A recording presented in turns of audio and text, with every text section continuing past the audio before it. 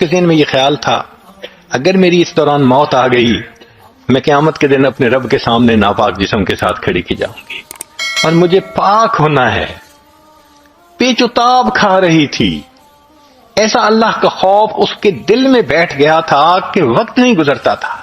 وہ دعائیں مانگتی جو اللہ تعالیٰ اور اس کے رسول صلی اللہ علیہ وسلم کے حکموں کو ماننے کا اقرار کر چکے ہو. توبوا الی اللہ توبۃ نصوحا، تم اللہ تعالیٰ کے سامنے سچی توبہ کرو.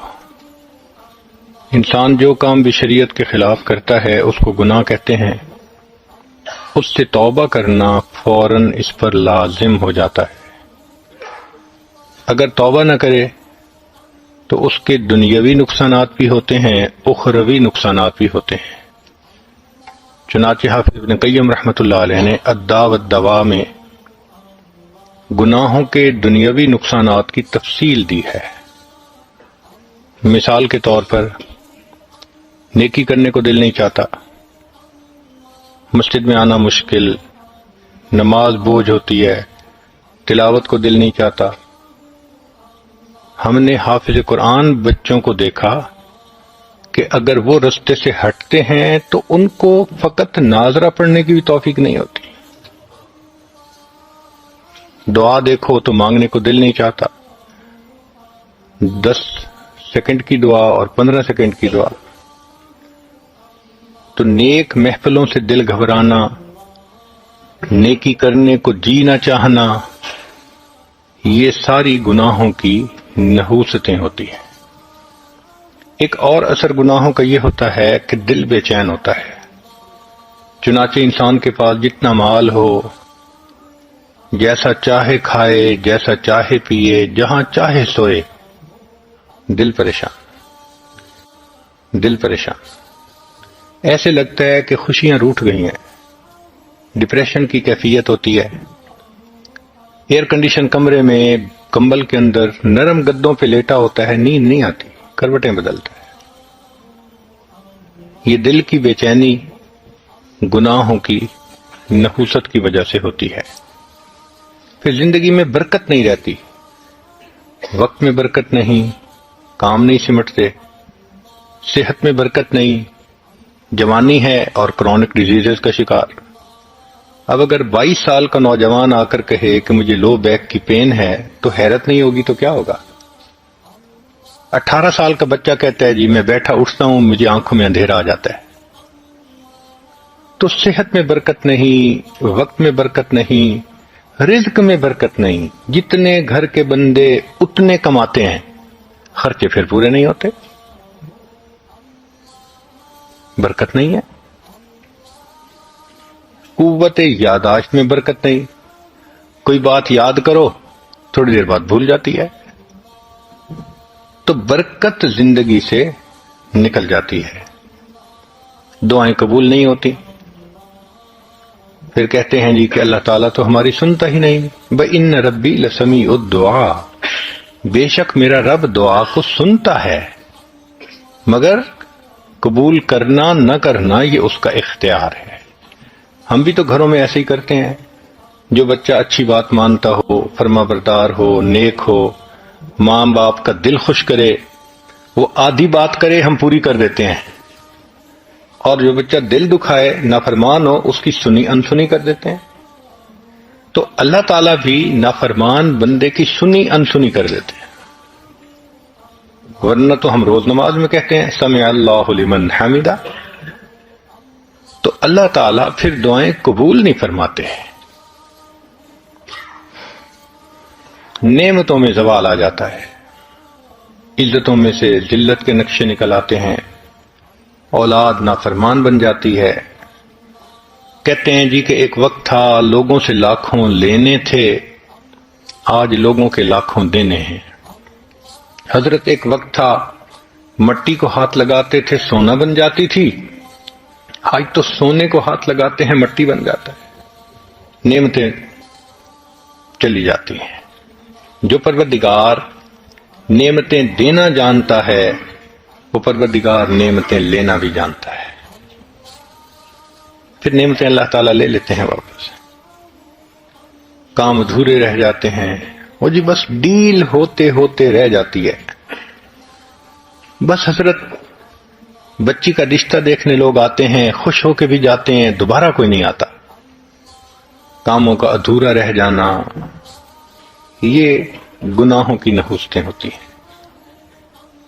ان سب کا ایک ہی علاج ہے کہ ہم گناہوں سے سچی پکی توبہ کر لیں. گناہوں سے توبہ کرنے کے فضائل تو آپ نے یقیناً کئی مرتبہ علماء سے سنے ہوں گے، لیکن آج کی اس مجلس میں اس سے ایک قدم آگے بڑھ کر بات کرنی ہے کہ کوئی بندہ توبہ کرنا چاہتا ہے تو اس کو کیا کرنا چاہیے. یہ بھی ایک پروسیس ہے توبہ کا کرنا. توبہ کرنے والے کے ذہن میں کئی سوالات ہوتے ہیں، کئی اشکال آتے ہیں، وہ کنفیوزڈ ہوتا ہے کچھ باتوں میں. تو توبہ کے پروسیس کو کلیریفائی کرنا، ایکسپلین کرنا، یہ آج کا ٹاپک ہے.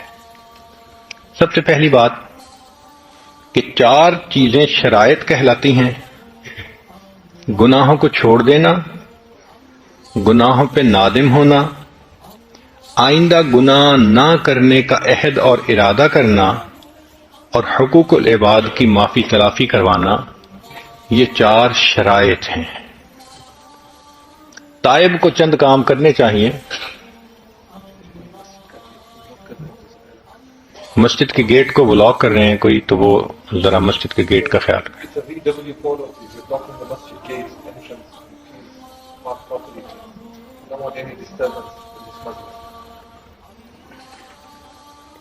نمبر کیا ہے؟ اوکے. تائب کو چاہیے کہ وہ چند کام کرے.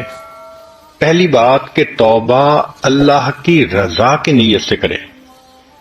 کئی بتا نیت اور ہوتی ہے تو وہ توبہ نہیں کہلاتی. مثلا ایک بندہ کہتا ہے میں نے اب یہ گناہ نہیں کرنا، بڑی بدنامی ہوتی ہے، تو اگر بدنامی کے ڈر سے گناہ چھوڑا یہ توبہ نہیں کہلائے گی. ایک آدمی کہتا ہے میں بالکل چوری نہیں کروں گا، پولیس پکڑ لیتی ہے، اس کو توبہ نہیں کہیں گے.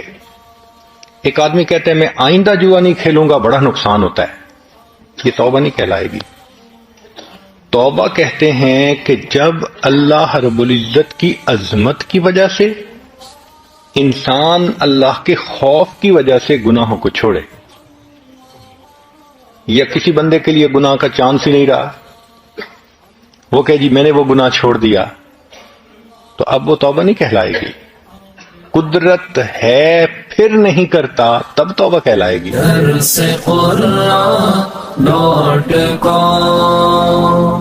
تو تائب کو چند کام کرنے چاہیے. سب سے پہلے کہ برے دوستوں سے جدائی اختیار کرے. یہ سب سے پہلا کام ہے اور اہم کام ہے.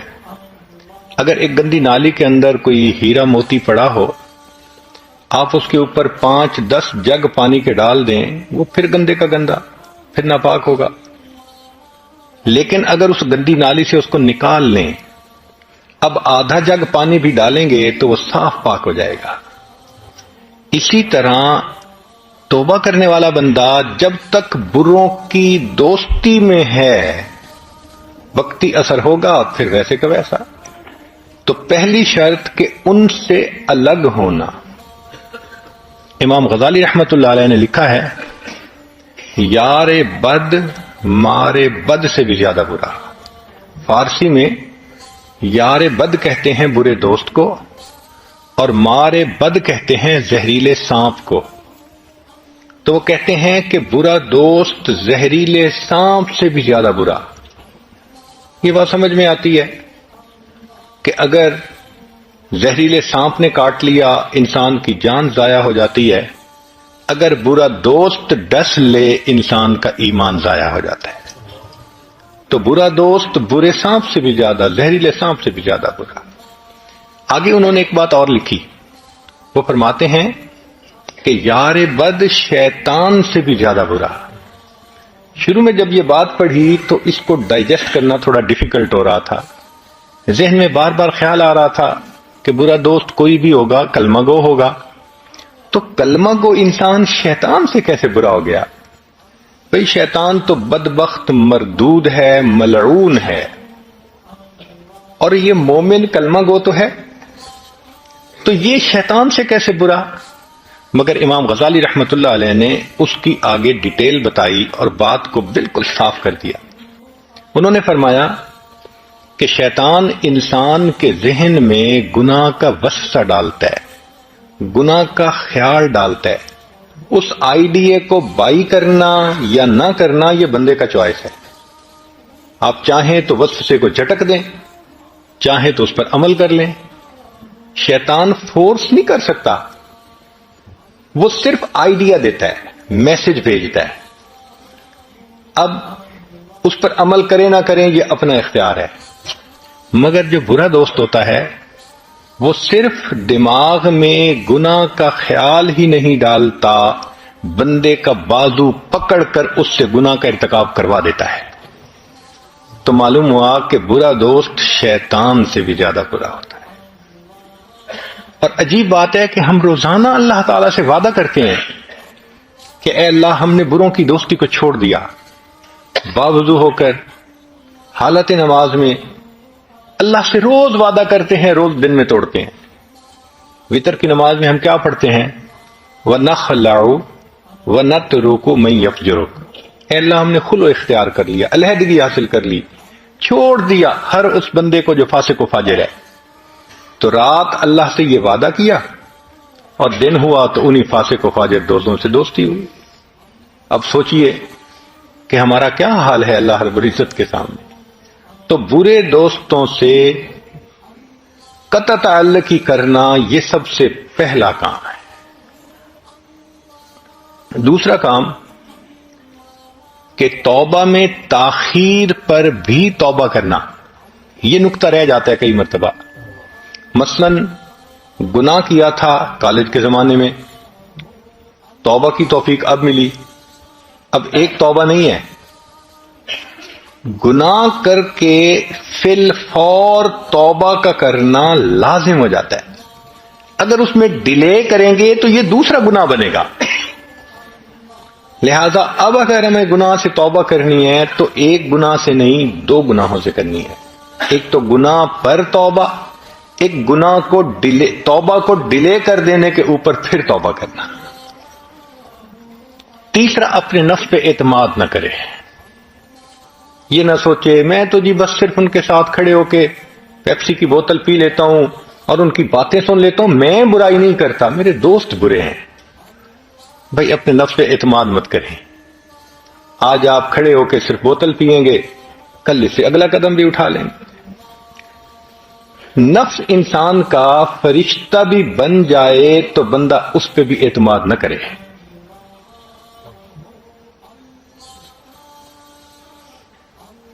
اس لیے کہ کسی وقت انسان کا نفس اس کو دھوکہ دے سکتا ہے۔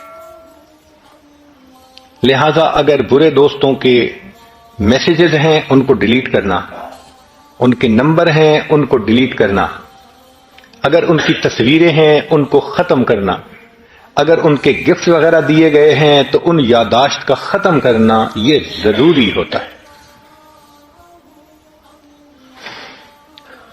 حقوق اللہ کو بھی پورا کرے اور حقوق العباد کو بھی پورا کرے۔ حرام اور ممنوع اشیاء کو تلف کرے۔ مثلا فلمیں دیکھنے کا شوق تھا اور سیڈیز جمع کی ہوئی تھیں، ان سب سیڈیز کو تلف کرنا۔ گانے سننے کا شوق تھا تو ان سیڈیز کو ختم کرنا، یا اس قسم کی اور ممنوع چیزیں تھیں ان کا ختم کرنا یہ بھی ضروری ہے۔ مثال کے طور پہ ایک بندہ شراب پیتا تھا، وہ کہتا ہے جی میں نے توبہ تو کر لی، لیکن یہ شیشے کے برتن ہیں، میں ان کو دھو کے اب میں ان میں مشروب پی لوں گا، پانی پی لوں گا۔ شریعت کہتی ہے کہ تم پانی تو پی رہے ہوگے مگر اس برتن کو دیکھ کے تمہیں شراب کی یاد آ رہی ہوگی۔ تو جو چیز تمہیں گناہ کی یاد دلاتی ہے اس کا نشان مٹانا یہ بھی ضروری ہے۔ برتن ہی توڑو، ختم کرو۔ حرام مال سے پرورش پانے والا بدن ہے، اس کو نیکی میں خرچ کریں۔ بعض دفعہ یہ مسئلہ آتا ہے میں نے جی سود کے پیسے لیے کاروبار کیا، حرام کا پیسہ کھایا، والد نے رشوت کا پیسہ لیا، والد نے فلاں کام کیا، تو بھئی اگر حرام مال سے کوئی بدن پلا، اب وہ تو پل چکا، مکافات یہ ہے کہ اب اس بدن کو دین کے کام میں لگائے، اللہ کے راستے میں نکلو، لگاؤ چلہ، 3 چلے 1 سال۔ جس بدن نے گناہ سے پرورش پائی، اب اس بدن کو اللہ کے دین کے لیے استعمال کریں، اس بدن سے نوافل پڑھیں، نمازیں پڑھیں، تلاوت کریں، بیت اللہ کے جا کر عمرہ کریں، حج کریں، اس بدن کو انسانوں کی خدمت میں استعمال کریں، نیک کاموں میں استعمال کریں، تو یہ اس کی مکافات ہوگی۔ پھر نیک دوست بنانا، ایک بہت اچھا طریقہ نیک رہنے کا یہ بھی ہے کہ انسان نیک لوگوں سے دوستی کر لے۔ المرء علی دین خلیلہ فلینظر احدکم من یخالل، انسان اپنے دوست کے دین پر ہوتا ہے۔ اب تم میں سے ہر بندہ دیکھے کہ وہ کس سے دوستی کر رہا ہے۔ حضرت شیخ الحدیث رحمۃ اللہ علیہ نے ایک مثال دی ہے حدیث پاک سے کہ نیک دوست کی مثال عطر کے دکان والے کی طرح ہے۔ پرفیوم کی دکان ہے کسی دوست کی، آپ اس کے پاس جا کر بیٹھیں گے تو یا تو وہ پرفیوم کی شیشی ہی دے دے گا، نہ دی تو جب تک بیٹھیں گے خوشبو تو آئے گی۔ اور برے دوست کی مثال وہ کوئلے کی دکان والے کی طرح ہے، جا کے بیٹھیں گے یا تو دے گا تو کوئلے ملیں گے، نہ بھی دیے تو کوئلوں کی سیاہی تو کپڑوں کو لگے گی ہی صحیح۔ نیکاں دے لڑ لگیاں میری جھولی وچ پھل پے، بریاں دے نال لگیاں میرے اگلے بھی ڈل پے۔ نیکوں کے ساتھ لگنے سے میری جھولی میں پھول بھر گئے، اور بروں کے ساتھ لگنے سے میرے پہلے پھول بھی نیچے گر گئے۔ تو نیکوں کو دوست بنائیے، یہ بھی توبہ کرنے والے کے لیے ایک اہم چیز ہے۔ پھر توبہ پر استقامت رکھنے کے لیے، مضبوط رہنے کے لیے تائبین کے واقعات کو پڑھیں۔ جن لوگوں نے توبہ کی، کتنی پکی توبہ کی، ان کے واقعات کو پڑھ کے انسان کی ہمت بندھ جاتی ہے۔ قبیلہ غامدیہ کی ایک عورت نبی الاسلام کی خدمت میں حاضر ہوتی ہے، اے اللہ کے حبیب صلی اللہ علیہ وسلم، مجھ سے بڑا گناہ سرزد ہو گیا۔ نبی الاسلام چہرے انور دوسری طرف فرما لیتے ہیں۔ وہ ادھر سے آ کے کہتی ہے، اے اللہ کے حبیب صلی اللہ علیہ وسلم، مجھ سے بڑا گناہ سرزد ہو گیا۔ اللہ کے حبیب صلی اللہ علیہ وسلم نے رخ تیسری طرف کر لیا، پھر اس نے یہی کہا، پھر چوتھی طرف کر لیا۔ جب اس عورت نے 4 مرتبہ اقرار کیا کہ میں نے بڑا گناہ کر لیا، تو نبی السلام نے فرمایا تجھے وہم ہو گیا ہوگا۔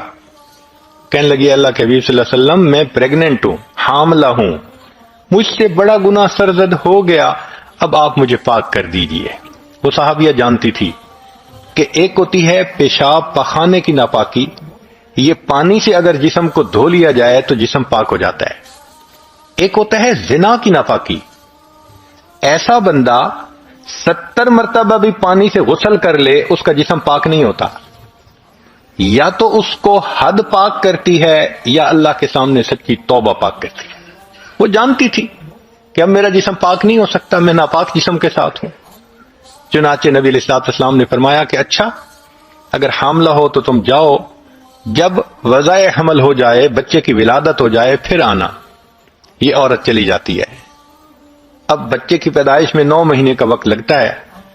اس عورت کے پاس بڑا ٹائم تھا، سفیشینٹ ٹائم تھا، وہ اپنی رائے بدل بھی سکتی تھی، وہ اس بستی سے کہیں دوسری بستی جا کے رہ سکتی تھی، کچھ بھی کہہ سکتی تھی، مگر نہیں، یہ 9 مہینے گزارنے اس عورت کے لیے مشکل ہو گئے تھے۔ کیوں؟ اس کے ذہن میں یہ خیال تھا، اگر میری اس دوران موت آ گئی، میں قیامت کے دن اپنے رب کے سامنے ناپاک جسم کے ساتھ کھڑی کی جاؤں گی، اور مجھے پاک ہونا ہے۔ پیچ و تاب کھا رہی تھی، ایسا اللہ کا خوف اس کے دل میں بیٹھ گیا تھا کہ وقت نہیں گزرتا تھا۔ وہ دعائیں مانگتی تھی، میرے بچے کی ولادت ہو، میں پاک ہو سکوں۔ اس کو پتا تھا جب حد قائم ہوگی تو میرے قبیلے کی بدنامی ہوگی، ماں باپ کی بدنامی ہوگی، خاوند کی بدنامی ہوگی۔ اس کو پتا تھا کہ مجھے پتھر لگیں گے حتیٰ کہ میری موت آئے گی۔ اس کو ہر چیز کا کلیئر کنسپٹ تھا، مگر وہ یہ بھی جانتی تھی کہ دنیا کی ذلت چھوٹی ہے، آخرت کی ذلت اس سے زیادہ بڑی ہوا کرتی ہے۔ اس لیے اس نے ایک کمٹمنٹ دل میں کر لی تھی کہ مجھے پاک ہونا ہے۔ حتیٰ کہ بچے کی ولادت ہو جاتی ہے، وہ اپنے بچے کو لے کے آئی، اے اللہ کے حبیب صلی اللہ علیہ وسلم میرے بچے کی ولادت ہو گئی۔ نبی شام نے فرمایا اچھا جاؤ اس کو دودھ پلاؤ۔ اب دودھ پلانے میں 2 سال آمین کاملین 2 سال لگ جاتے ہیں۔ اب سوچئے 2 سال پھر اس عورت کو گزارنے پڑے، مگر اس عورت کے لیے یہ وقت گزارنا مشکل تھا۔ حتیٰ کہ اس نے دودھ چھڑوایا، بچے کو کوئی سالڈ روٹی کا ٹکڑا کھانے کو دیا اور پھر لے کے آئی۔ اے اللہ کے حبیب صلی اللہ علیہ وسلم بچے نے کھانا کھانا شروع کر دیا، اب میں دودھ پلا کے فارغ ہو گئی۔ نبی اسلام نے فرمایا اچھا اب اس پہ حد قائم کی جائے۔ چنانچہ اس پر حد قائم کی گئی۔ اس کو پتھر مارتے ہوئے ایک صحابی نے ذرا کچھ ناگواری کے الفاظ کہہ دیے کہ تجھے اپنے خاندان کی ذلت کا بھی احساس نہ ہوا کہ تو نے ایسا بڑا کام کرتوت کر لیا، منہ کالا کیا۔ جب انہوں نے اس قسم کی بات کہی، نبی اسلام نے فرمایا لقد تابت توبۃ، اس عورت نے ایسی سچی توبہ کی ہے، لو قسمت بین 70 من اہل المدینہ وسعتهم، اگر مدینہ کے 70 گنہگاروں پر توبہ کا ثواب تقسیم کیا جاتا، اللہ 70 کے گناہ معاف فرما دیتے۔ یہ ہیں سچی توبہ کرنے والے لوگ جو بتا دیتے ہیں کہ ہاں واقعی عہد ایسے کیا جاتا ہے۔ اب تائب کے دل میں یہ اشکال پیدا ہوتا ہے، میں نے جی تو 13-14 سال کی عمر سے گناہ کرنا شروع کیا اور اب تو میری عمر 40 سال ہو گئی، میں نے تو بہت گناہ کیے۔ ٹھیک ہے، گناہ بہت زیادہ ہیں، مگر اللہ کی رحمت اس سے بھی زیادہ ہے۔ فرمایا اے میرے بندے، اگر تیرے گناہ ساری دنیا کے ریت کے ذرات کے برابر ہیں، اگر تیرے گناہ سمندروں کے پانی کے قطروں کے برابر ہیں، اگر تیرے گناہ ساری دنیا کے درختوں کے پتوں کے برابر ہیں، اگر تیرے گناہ آسمان کے ستاروں کے برابر ہیں، تیرے گناہ تھوڑے ہیں، میری رحمت زیادہ ہے، تو توبہ کرے گا، میں تیری توبہ کو پھر بھی قبول کر لوں گا۔ بخاری شریف کی روایت ہے، بنی اسرائیل کا ایک آدمی تھا جس نے 100 بندوں کو قتل کیا تھا۔ پھر وہ توبہ کی نیت سے اپنے گھر سے نکل پڑا، اللہ کی شان کے راستے میں موت آ گئی۔ تو جنت کے فرشتے بھی آئے اس کی روح لینے کے لیے، جہنم کے فرشتے بھی آئے۔ جنت کے فرشتوں کے پاس یہ دلیل تھی کہ یہ توبہ کی نیت سے نکل پڑا۔ جہنم کے فرشتے کہتے تھے کہ کی تو نہیں ہے نا ابھی، اس لیے ہم جہنم لے جاتے ہیں۔ معاملہ اللہ تعالیٰ کے حضور پیش ہوا۔ رب کریم نے فرمایا میرے فرشتوں اس کے راستے کی پیمائش کرو، اگر یہ گھر سے قریب ہے تو ابھی توبہ نہیں ہوئی، اگلی بستی کے قریب ہے تو پھر توبہ ہو گئی۔ روایت میں ہے کہ اس بندے کو جہاں موت آئی تھی وہ بالکل آدھا حصہ تھا، اور مرتے مرتے اس کی لاش اگلی طرف گری تھی۔ اور بعض روایات میں ہے کہ نہیں، اللہ نے اس زمین کو حکم دے دیا تھا میری زمین تو سکڑ جا۔ وہ اتنا سکڑی کہ صرف اس کی لاش اگلی بستی کی طرف جا کر گری، ہاف پوائنٹ سے رب کریم نے فیصلہ کیا، توبہ کی نیت سے چل پڑا تھا، چونکہ آدھا راستہ نکل کے آگے پہنچ گیا، میں نے سب گناہوں کو معاف فرما دیا۔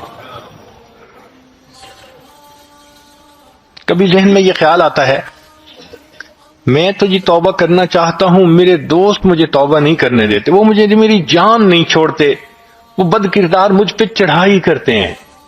بھئی ٹھیک ہے، برے دوست برائی کا سلوک کرتے ہیں، تھریٹ کرتے ہیں، ہم بدنام کر دیں گے، ہم فیس بک کے تمہاری تصویریں دے دیں گے، ہم تمہارا کچا چٹھا نکال دیں گے، اور انسان کے راز بھی ان کے پاس ہوتے ہیں، بدنامی کا ڈر بھی ہوتا ہے۔ مگر جب بندہ فیصلہ کر لیتا ہے تو پھر یہ صدا بصحرا ہوتی ہے، پھر یہ چیزیں کچھ نہیں کہتی۔ انسان کو چاہیے کہ استقامت کے ساتھ اللہ کے اس امر پر حکم پر ڈٹ جائے اللہ اس ذلت میں سے عزت کے نقشے نکال دیں گے۔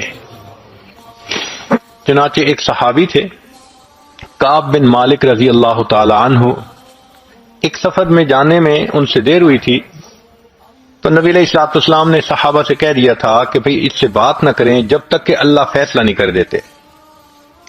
ہر کسی نے بولنا چھوڑ دیا تھا۔ وہ صحابی کہتے ہیں کہ وہ 40-50 دن میرے لیے اتنے مشکل تھے کہ مجھے چین نہیں آتی تھی۔ مجھے ذہن میں یہ خیال آتا تھا اگر اس حالت میں میری موت آ گئی کہ نبی علیہ السلام مجھ سے نہیں بات فرما رہے تو قیامت کے دن میں کیا چہرہ لے کے اللہ کے سامنے جاؤں گا۔ اور کبھی یہ خیال آتا تھا کہ اگر اس دوران اللہ کے حبیب صلی اللہ علیہ وسلم نے پردہ فرما لیا پھر میرا کیا بنے گا۔ چنانچہ نہ دن گزرتا تھا نہ رات گزرتی تھی، حتی اذا ضاقت علیہم الارض بما رحبت، زمین اپنی پوری فراخی کے باوجود میرے اوپر تنگ ہو گئی، میرا جینا دو بھر ہو گیا تھا۔ اتنی ایکیوٹ ڈپریشن کی کنڈیشن تھی۔ اس میں وہ فرماتے ہیں میں اپنے گھر سے نکلا، بازار میں سے گزر رہا تھا، ایک بندہ ملا، کہنے لگا جی کہ جو قریبی ملک ہے غسان، اس بادشاہ نے آپ کو ایک پیغام بھیجا ہے، رکا بھیجا ہے۔ میں نے وہ رکا پڑھا تو اس میں لکھا ہوا تھا کہ ہم نے سنا ہے کہ آپ کے صاحب نے آپ سے قطع تعلقی کا حکم دے دیا، آپ ہمارے پاس آ جائیں، ہم آپ کا اکرام کریں گے، خزانے کے منہ کھول دیں گے، آپ بہت پرسکون زندگی گزاریں گے۔ وہ فرماتے ہیں کہ اس خط کو پڑھ کے مجھے اتنا رونا آیا کہ یہ میرا حال ہو گیا کہ اب میرے اوپر کافر بھی امید کرنے لگ گئے۔ کہنے لگے میں نے اس کاغذ کو پھاڑا اور اس کے ٹکڑوں کو تنور کی جلتی ہوئی آگ کے اندر ڈال دیا۔ یہ ہوتی ہے انسان کی استقامت۔ تو اگر توبہ کر لی، کوئی میسج بھیجتا ہے ڈیلیٹ کر دیں، کوئی رابطہ کرتا ہے اس کو ریسپانس نہ دیں، ذرا سیریس طریقے سے اس کو ڈیل کریں، وہ کب تک پیچھا کرے گا؟ اللہ تعالیٰ جان چھڑا دیں گے۔ چنانچہ ایک صحابی تھے حضرت مرشد رضی اللہ تعالی عنہ، زمانہ جاہلیت میں ایک مکہ مکرمہ کی بہت خوبصورت عورت تھی اناک نامی، اس کے ساتھ ان کے افیئرز تھے۔ پھر انہوں نے اسلام قبول کر لیا تو مدینہ طیبہ آ گئے۔ اللہ کی شان کے کچھ عرصے کے بعد ان کو تجارت کے لیے دوبارہ مکہ مکرمہ جانا پڑا۔ اب مکہ مکرمہ کی ایک گلی میں سے گزر رہے تھے تو اس اناق نے ان کو دیکھ لیا، تو دیکھتے ہی وہ بہت ہی خوشی سے ملی، اور جو گانے لڑکیاں گاتی ہیں آئی love you I miss you, اس نے وہی کہنا شروع کر دیا۔ انہوں نے کوئی ریسپانس نہیں دیا تو وہ بڑی حیران ہوئی، کہنے لگی کہ مرشد تم وہی ہو نا جو مکہ کی گلیوں میں میرے پیچھے چلتے تھے، میری منت کرتے تھے، مجھے بہت زیادہ منت و سماجت کرتے تھے کہ میں کچھ وقت تمہیں دے دوں، تمہاری بات مان لوں۔ آج میں تمہیں کہہ رہی ہوں کہ میرا ہسبینڈ بزنس کے لیے سفر پہ گیا ہوا ہے، میں گھر میں اکیلی ہوں، تم اپنے کام سمیٹ کے آج میرے گھر آ جانا، ہم اکٹھا وقت گزاریں گے۔ انہوں نے جواب دیا کہ میں نہیں آؤں گا۔ وہ بڑی حیران ہوئی، مگر اس نے یہ دیکھا کہ وہ تو آنکھ اٹھا کے دیکھ ہی نہیں رہے اس کے چہرے کی طرف۔ تو اناق کہنے لگی کہ آپ مجھے دیکھ کیوں نہیں رہے؟ وہ صحابی کہتے ہیں اب ان آنکھوں نے اس ہستی کو دیکھ لیا ہے کہ جس کو دیکھنے کے بعد یہ کسی غیر محرم کو نہیں دیکھ سکتی۔ وہ پھر نہیں سمجھی پوری طرح، اس کو کیا پتا کہ یہ نبی علیہ السلام کی صحبت کا شرف پا چکے۔ اس نے آگے ہاتھ بڑھایا، چونکہ طبیعت میں بہت ایک دوسرے کے ساتھ آزادی تھی، اس نے ہاتھ پکڑنے کی کوشش کی تو مرشد لانو نے فرمایا خبردار، اگر تم نے مجھے ہاتھ لگانے کی کوشش کی، تلوار میرے پاس ہے، میں تمہارا کام تمام کر دوں گا۔ اب جب انہوں نے یہ الفاظ کہے تو وہ گھبرا گئی اور چلی گئی۔ جس طرح اس صحابی نے گناہ کی دعوت دینے والی اس خوبصورت لڑکی سے ڈیل کیا، آج توبہ کرنے والے کسی بھی مرد اور عورت کو اس طرح بد کردار لوگوں سے ڈیل کرنے کی ضرورت ہے۔ اب ڈیسیژن لیں، خبردار جو رابطہ کیا، پھر دیکھیں اللہ تعالیٰ اس استقامت کا کیا نتیجہ نکالتا ہے۔ کبھی کبھی یہ دعائیں بھی پڑھیں، حدیث پاک میں ہے اللہم انا نجعلک فی نحورہم ونعوذ بک من شرورہم اللہم استر عوراتنا وآمن روعاتنا. ان دعاؤں کا پڑھنا بھی انسان کے لیے فائدے کا سبب بنتا ہے. کبھی ذہن میں یہ خیال آتا ہے کہ گناہ تو میں نے چھوڑ دیا لیکن پچھلی یادیں عذاب ہیں میرے لیے. واقعی یہ ایک پریکٹیکل پریشانی ہے جو توبہ کرنے والے کو پیش آتی ہے. اتنی میموریز ہوتی ہیں، نماز میں بھی وہی خیال، اٹھتے بیٹھتے وہی خیال، ذہن سے خیال ہی نہیں نکلتا. تو بھئی ہمارے لیے ان یادوں کو بھولنا مشکل ہے، اللہ تعالیٰ کے لیے ان یادوں کو بھلا دینا تو بہت آسان ہے. تو اللہ سے دعا مانگیں، 2 رکعت نفل پڑھیں، اللہ تعالیٰ ایسے یادیں ذہن سے نکال دیں گے کہ کبھی بھولے سے بھی خیال نہیں آئے گا.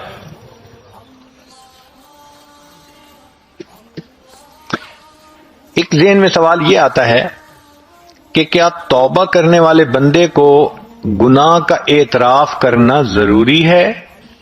جواب جی ہاں، گناہ کا اعتراف اللہ رب العزت کے سامنے کرنا ضروری ہے.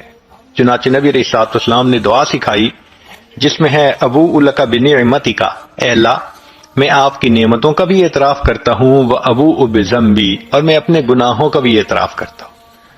تو گناہوں کا اعتراف تو کرنا ہی پڑتا ہے. دنیا میں کر لے تو بہت بہتر، ورنہ جہنم میں جا کے تو ہر بندہ کے اعتراف کر لے گا. قرآن مجید میں ہے کہ جہنمی جب جہنم میں جائیں گے تو فرشتے حیران ہو کے پوچھیں گے ما جاءکم النذیر، تمہیں کوئی سمجھانے والا ڈرانے والا نہیں آیا تھا؟ قالوا بلا قد جاءنا نذیر، کہیں گے ہاں آئے تو تھے سکھانے والے، سمجھانے والے، ڈرانے والے، ہم نے ان کی بات پہ توجہ ہی نہیں کی، ہم نے کہا کوئی چیز نازل نہیں ہوئی، فلاں نہیں فلاں نہیں. اور آخر پر نتیجہ نکالیں گے لو کننا نسمع، اے کاش اگر ہم سنتے ان کی بات، او نعقلو، یا ہمارے اندر عقل کی رتی ہوتی، ما کننا فی اصحاب السعیر، ہم دوزخ میں جانے والوں میں سے نہ بنتے. فاعترفوا بذنبہم فسحقا لاصحاب السعیر. اللہ فرماتے ہیں اپنے گناہوں کا اعتراف کریں گے اس وقت. تو بھئی یا تو دنیا میں اعتراف کر لیں اللہ کے سامنے تنہائی میں بیٹھ کے اور معافی مانگ لیں، ورنہ پھر جہنم میں جا کے تو ہر بندے کو اعتراف کرنا ہی پڑے گا.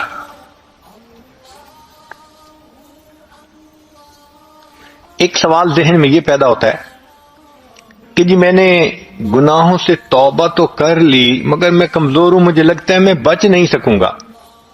بھئی میں نہیں بچ سکوں گا، اللہ تعالیٰ تو اس پر قادر ہے کہ ہمیں بچا دے. تو اللہ سے دعا مانگیے، اللہ سے مدد مانگیے. علماء نے لکھا ہے کہ جو شخص گناہ سے بچنے میں اللہ کی مدد مانگتا ہے، اللہ فرماتے ہیں اس بندے کی مدد کرنا میرے اوپر لازم ہو جاتا ہے. اللہ پر کوئی چیز لازم نہیں ہے، مگر سمجھانے کی خاطر یہ لفظ استعمال ہوا ہے کہ اللہ فرماتے ہیں کہ یہ مجھ سے مدد مانگ رہا ہے.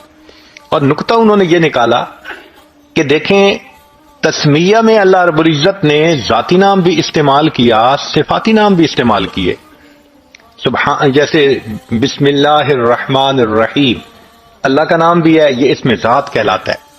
اور رحمان اور رحیم یہ صفاتی نام ہے، مگر تعوذ میں اللہ نے صرف اسم ذات کو استعمال کیا ہے. اعوذ باللہ من الشیطان الرجیم. ایسے نہیں ہے جیسے بسا اوقات قراء پڑھتے ہیں اعوذ باللہ السمیع العلیم من الشیطان الرجیم، نہیں ایسے نہیں ہے. اللہ نے صرف اسم ذات کو استعمال کیا. کیوں؟ صفاتی نام سے کنفیوژن ہو سکتا ہے. اب جیسے اللہ کے صفاتی نام ہیں وہ کئی مرتبہ مخلوق کے لیے بھی استعمال ہوتے ہیں. اللہ سمیع اور بصیر ہیں، انسان کو بھی فرمایا فجعلناہ سمیعا بصیرا. اللہ تعالیٰ رؤوف الرحیم ہے، اللہ نے اپنے حبیب صلی اللہ علیہ وسلم نے فرمایا بالمؤمنین رؤوف الرحیم.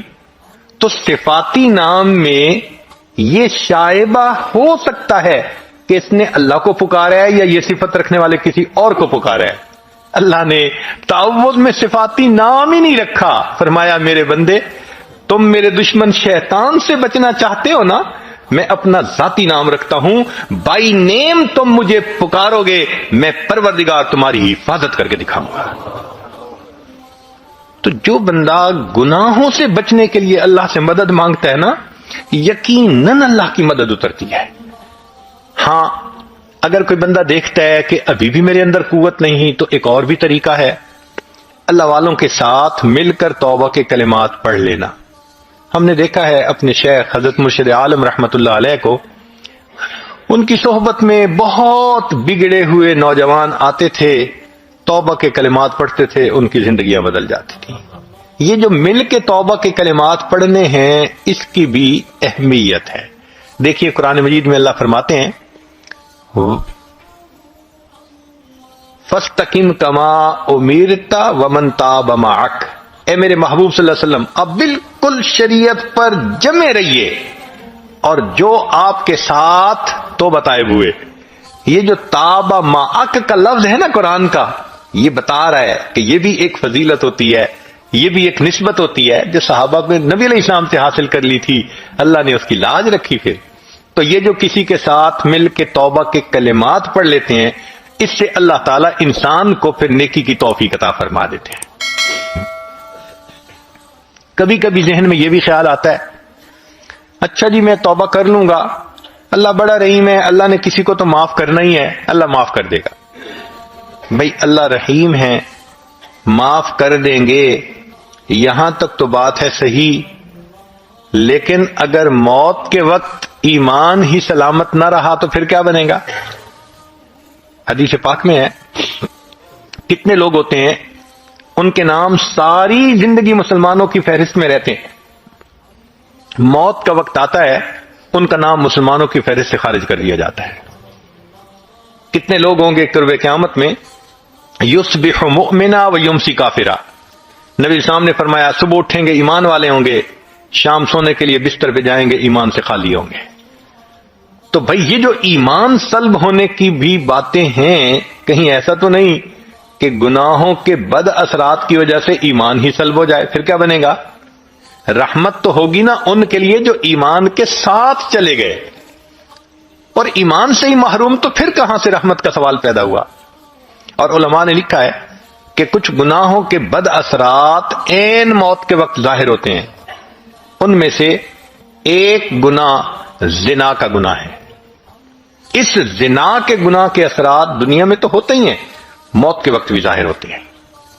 میں نے ایک مرتبہ حضرت مرشد عالم رحمت اللہ علیہ سے یہ بات پوچھی، حضرت میں چھوٹا بھی ہوں، کم علم بھی ہوں، ناسمجھ بھی ہوں، تو مجھے کچھ باتیں نہیں سمجھ میں آتی، آپ اگر اجازت دیں تو میں آپ سے پوچھ لیا کروں۔ حضرت بہت خوش ہوئے، فرمان لگے پوچھا کرو۔ تو میں نے یہ سوال پوچھا کہ حضرت تلبیس ابلیس کتاب میں ایک واقعہ پڑھا ہے، ایک حافظ قرآن تھا جس نے کہ بد نظری کی، شہوت کی نظر کسی پر ڈالی، اور اس کی وجہ سے 20 سال کے بعد وہ قرآن پاک سے محروم ہو گیا، قرآن پاک سینے سے ہی نکل گیا۔ تو میں نے کہا کہ حضرت اس ایک مرتبہ کسی غیر کو دیکھنے پر اتنی بڑی محرومی کہ قرآن پاک سے محروم ہو گیا، یہ تو بہت بڑی سزا ہے۔ تو حضرت نے فرمایا اصل میں یہ اللہ کی غیرت کا معاملہ ہے۔ وہ کیسے؟ کہ اللہ تعالیٰ چاہتے ہیں میرے بندے، نعمتیں میں نے دیں، پیدا میں نے کیا، اب تیرا دل میری محبت کے لیے وقف ہونا چاہیے، یہ میرا گھر ہے۔ جب ہم اپنے دل میں اللہ کی بجائے کسی غیر محرم کو بساتے ہیں اور اس کی محبت دل میں لاتے ہیں، اب کسی عورت کے گھر ذرا کسی اور عورت کو لا کے بٹھاؤ نا، پھر دیکھو وہ کیسے ریئیکٹ کرتی ہے۔ تو فرمایا یہ اللہ کی غیرت کا معاملہ ہے، اور اللہ کو جب غیرت آتی ہے پھر اللہ تعالیٰ کوئی بھی سزا دے سکتی ہے۔ تو اگر ایک مرتبہ کی بدنظری قرآن پاک سے محرومی کا سبب بن سکتی ہے، تو یہ جو آج اس کے ساتھ افیئر ہے، کل اس کے ساتھ ہے، پرسوں اس کے ساتھ ہے، میرا ٹائم نہیں گزرتا، میں تمہیں ہر وقت یاد کرتا ہوں، میسیجز چل رہے ہیں، ملاقاتیں ہو رہی ہیں، پھر اس کا نتیجہ کیا نکلتا ہے کہ انسان موت کے وقت ایمان سے محروم ہو جاتا ہے۔ علماء نے لکھا ہے زبان پہ فالج پڑ جاتا ہے، کلمہ پڑھنا بھی چاہے کلمہ نہیں پڑھ سکتا، اللہ توفیق چھین لیتے ہیں۔ تو اس لیے ایسے گناہوں سے توبہ کرنی فی الفور ضروری ہے۔ ایک سوال ذہن میں یہ پیدا ہوتا ہے کہ میں گناہ کرتا تھا، توبہ کر لی، پھر 1 مہینے میں نے گناہ نہیں کیا، پھر 1 مہینے کے بعد شیطان نے بہکا دیا، میں نے پھر گناہ کر لیا، تو کیا اب گناہ کرنے سے پہلی توبہ ٹوٹ گئی؟ جواب، پہلی توبہ نہیں ٹوٹی، وہ تو قبول ہو چکی۔ ہاں، اب جو گناہ ہوا اس گناہ سے اب پھر توبہ کرنی یہ ضروری ہو گئی ہے۔ دیکھیں نا، آپ کے سیل فون کے اندر 100 میسیجز ہیں اور آپ سب کو ڈیلیٹ کر دیتے ہیں، اس کے بعد اگر کوئی میسج بھیج دیتا ہے تو پرانے میسج واپس تو نہیں نہ آ جاتے، وہ تو ڈیلیٹ ہو چکے۔ تو پہلی توبہ ہو چکی، اب اگر پھر گناہ ہو گیا بالفرض تو نئے سرے سے اس گناہ سے پھر توبہ کرنے کی ضرورت ہے۔ کبھی ذہن میں یہ خیال آتا ہے میں 2 گناہ کرتا ہوں، ایک تو میں لڑکی کے ساتھ افیئرز ہیں، اور دوسرا یہ کہ میں حرام کاروبار بھی کر رہا ہوں، میں فی الحال لڑکی سے گناہ جو کر رہا ہوں اس سے توبہ کر لیتا ہوں، یعنی ایک گناہ کرتے ہوئے کیا دوسری گناہ سے میں توبہ کر سکتا ہوں؟ جواب، جی ہاں کر سکتے ہیں۔